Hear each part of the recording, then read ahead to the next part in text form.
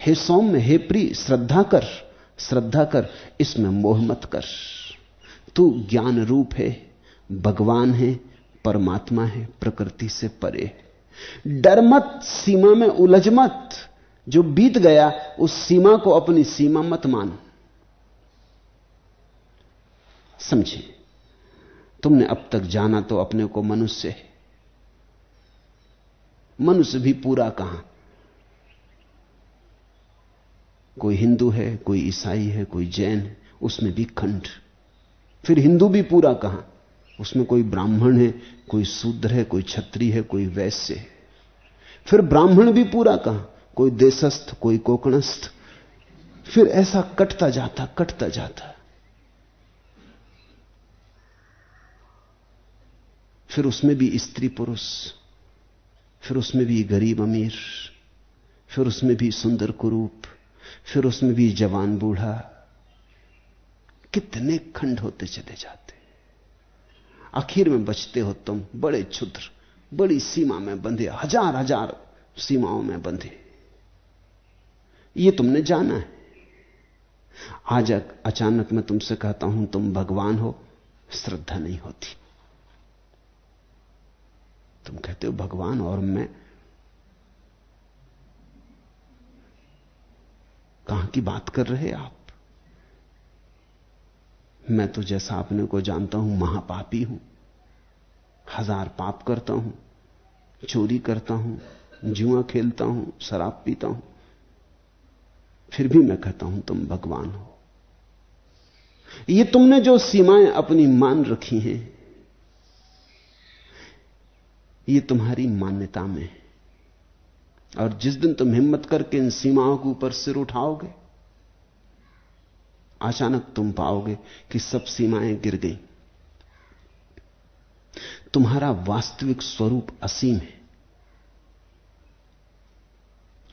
जब जागने की घड़ी आती, तब गुरु को बड़े जोर से यह तुमसे कहना पड़ता है कि तुम भगवान हो। क्योंकि सीमाएं पुरानी हैं, उनके संस्कार लंबे हैं, अति प्राचीन हैं। और ये जो नई किरण उतर रही, बड़ी नई और बड़ी कोमल है। अगर अतीत से मोह पकड़ लिया और कहा कि मैं तो पापी हूं, मैंने तो कैसे कैसे पाप किए। मेरे पास कोई आता, वो कहता है मैं सन्यास के योग्य नहीं। मैं कहता हूं तुम फिक्र छोड़ो, मैं तुम्हें योग्य मानता हूं, तुम मेरी सुनो। वो कहता है कि नहीं, आप कुछ भी कहें, मैं सन्यास के योग्य नहीं, मैं तो सिगरेट पीता हूं। कब पियो भी, अगर सन्यास ऐसा छोटा मोटा हो कि सिगरेट पीने से खराब हो जाए तो 2 कौड़ी का है, उसका कोई मूल्य ही नहीं। ये भी कोई सन्यास हुआ कि सिगरेट पी ली तो खत्म हो गया। अगर सन्यास में कुछ बल है तो सिगरेट जाएगी, सिगरेट के बल से सन्यास रोकोगे? कोई आ जाता, वो कहता मैं शराब पीता हूं। मैं कहता हूं तू फिक्र छोड़, पी, हम कुछ बड़ी शराब तुझे देते। अब देखें कौन जीतता। जब भी अतीत और भविष्य में संघर्ष हो, भविष्य की सुनना, क्योंकि भविष्य है जो होना है, अतीत तो वो है जो हो चुका, अतीत तो वो है जो मर चुका, राख है।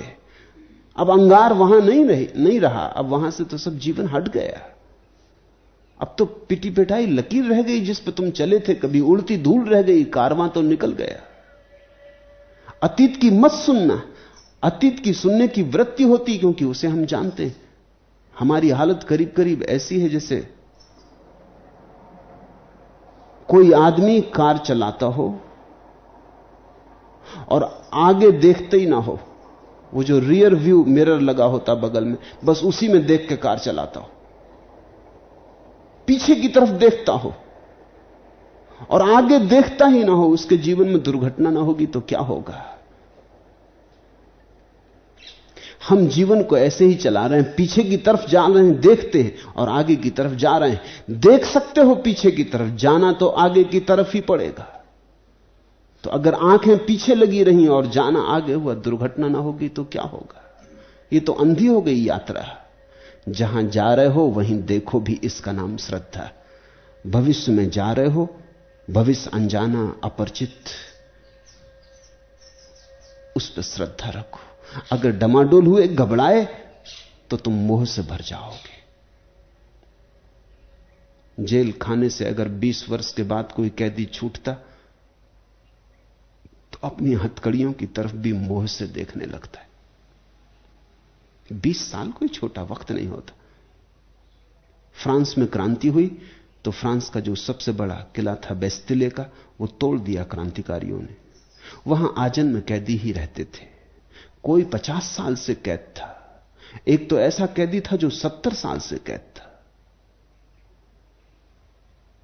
70 साल तक हथकड़ियां, बेड़ियां। और बेस्टिले में जो कैदी भर्ती होते थे उनकी हथकड़ियों में ताला नहीं होता था, क्योंकि वो तो आजन्म कैदी थे। वो तो हथकड़ी बंद कर दी जाती थी, बेड़ी जोड़ दी जाती थी। वो तो मरेंगे तभी पैर काट के निकलते थे, हाथ काट के निकलते थे। जिंदा में तो उनको छूटना नहीं। 70 साल तक जो आदमी बेड़ी हथकड़ियों में बंधा हुआ एक काली कोठरी में पड़ा रहा है जहां सूरज की रोशनी नहीं आई, उसको तुम सोचो, अचानक तुम छोड़ दो। क्रांतिकारियों ने तो सोचा हम बड़ी कृपा कर रहे हैं, उन्होंने बेस्टिले का किला तोड़ दिया और सारे कैदियों को, कोई 3-4 हजार कैदी थे, सबको मुक्त कर दिया। वो तो समझे कि हम बड़े मुक्ति वाहक होकर आए, कल्याण करने आए, कैदी हमसे प्रसन्न होंगे। लेकिन कैदी प्रसन्न ना हुए और कैदियों ने कहा हमें यह पसंद नहीं, हम बिल्कुल ठीक है, हम जैसे ही ठीक है। लेकिन क्रांतिकारी तो जिद्दी होते हैं, तो सुनते नहीं कि तुम्हें क्रांति करवानी कि नहीं करवानी। उन्होंने तो जबरदस्ती हथकड़ियां तोड़वा के बाहर निकाल दिया। रात चकित हुए, आधी रात होते होते आधे कैदी वापस लौट आए और उन्होंने कहा हमें नींद भी नहीं आ सकती बिना हमारी हथकड़ियों के। 50 साल, 60 साल, 70 साल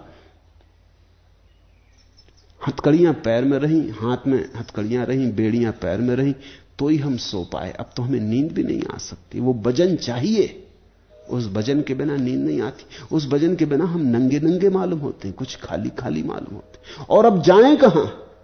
बाहर बहुत डर लगता है, आंखें अंधेरे की आदी हो गई, रोशनी घबराती। बेस्टिले की कथा बड़ी महत्वपूर्ण है, यह वास्तविक घटना है। और बेस्टिले के कैदी तो 70 साल 50 साल ही रहे थे। मनुष्य की कैद तो बड़ी प्राचीन है, सनातन है। जन्मों जन्मों से हम सीमा में रहे। कभी वृक्ष की सीमा थी, कभी जानवर की सीमा थी, कभी पक्षी की सीमा थी, अब आदमी की सीमा है। हम सीमा में ही रहे हैं अनंत अनंत काल से। हम बेस्टिले में कैद हैं अनंत अनंत काल से।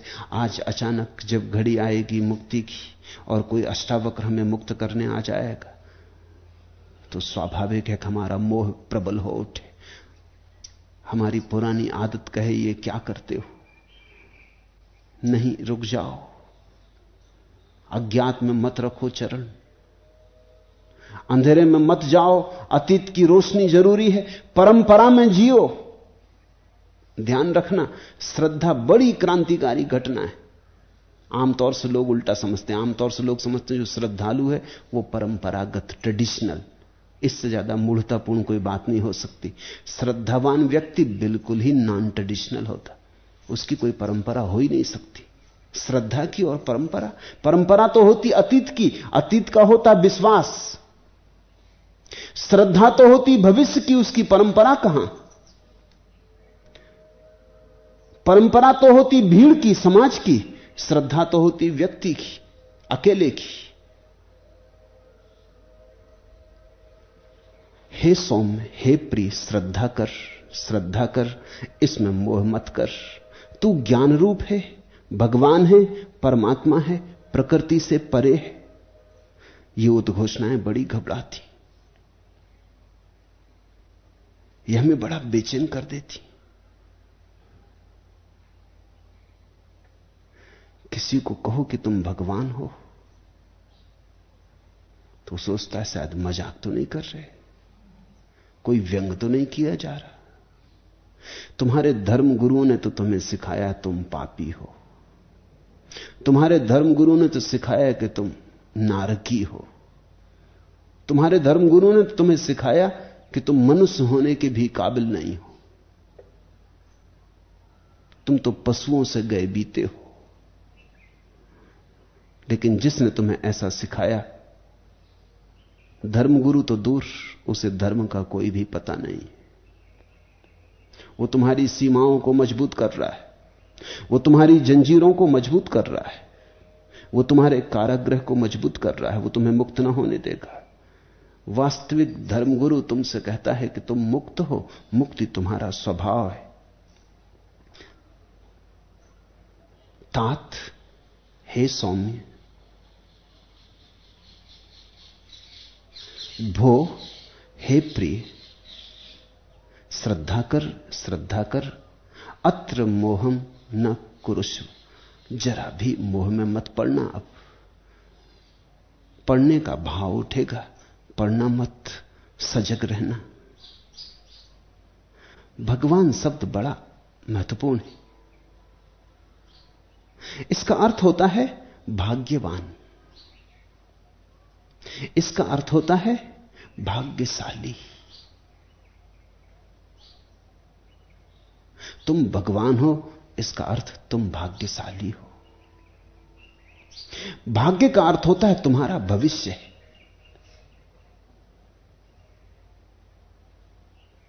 भाग्य का अर्थ होता है तुम वहीं समाप्त नहीं जहां तुम हो, तुम्हारा भविष्य है। एक पत्थर है, एक कंकड़ है, उसका कोई भविष्य नहीं। कंकड़ भगवान नहीं, वो कंकड़ ही रहेगा। उसी के पास एक बीज पड़ा है, बीज भगवान है, उसका भविष्य। कंकड़ को, बीज को, दोनों को मिट्टी में डाल दो, थोड़े दिन बाद कंकड़ तो कंकड़ ही रहेगा, बीज उमग आएगा, पौधा बन जाएगा। बीज का भविष्य, जहां भविष्य वहीं भगवान छिपा है। भाग्य का अर्थ होता है तुम भविष्य के मालिक हो। अतीत पर तुम समाप्त नहीं हो गए हो, जो हुआ है उस पर तुम चुक नहीं गए हो, अभी बहुत कुछ होने को है। यह मतलब होता है भगवान का। भगवान का अर्थ होता है समाप्त मत समझ लेना, पूर्ण विराम नहीं आ गया है, अभी कथा आगे जारी रहेगी। सच तो यह है कि कथा कभी समाप्त नहीं होगी। भगवान का अर्थ है तुम कुछ भी हो जाओ, सदा होने को शेष रहेगा, संभावना बनी ही रहेगी, बीज फूटता ही रहेगा, वृक्ष बड़ा होता ही रहेगा, फूल लगते ही रहेंगे, फूल पर फूल, फूल पर फूल लगते रहेंगे, कमल पर कमल खिलते चले जाएंगे, जिनका कोई अंत नहीं।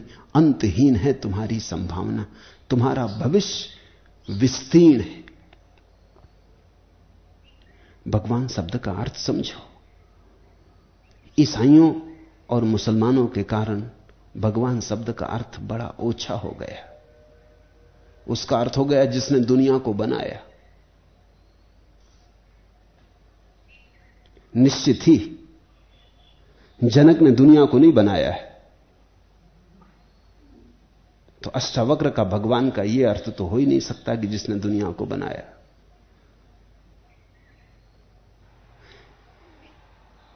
भारत में भगवान के बड़े अनूठे अर्थ थे। उस शब्द की महिमा को समझो। उसका अर्थ होता है जिसे चुकाया ना जा सके, जिसकी संभावना को परिपूर्ण रूप से कभी वास्तविक ना बनाया जा सके। क्योंकि जिस दिन संभावना पूरी की पूरी चुक गई, उस दिन बीज कंकड़ हो गया, फिर इसके बाद कुछ नहीं हो सकता। जिसमें विकास और विकास सदा संभव है, वही भगवान। तू भाग्यवान है, भविष्य है तेरा, विकास है तेरा, संभावना है तुझमें छिपी। तू बीज है, कंकड़ नहीं। एक और शब्द है ईश्वर, वो शब्द भी बड़ा अद्भुत है। अंग्रेजी के शब्द गॉड में वो मजा नहीं है, वो खूबी नहीं है जो ईश्वर में या भगवान में। अंग्रेजी का शब्द गॉड बहुत गरीब है। ईश्वर का अर्थ होता है ऐश्वर्य है जिसका, आनंद है जिसका, सच्चिदानंद की संपदा है जिसकी। ऐश्वर्य से बनता ईश्वर, जो महा ऐश्वर्य को लिए छिपा बैठा है तुम्हारे भीतर, कि प्रकट होगा तो उसके साम्राज्य की कोई सीमा ना होगी। उसका साम्राज्य विराट है। ऐसे तुम ईश्वर हो। ऐश्वर्य तुम्हारा स्वभाव है। भिखारी तुम बन गए, यह तुम्हारी भूल है। ऐश्वर्य तुम्हारा स्वभाव है।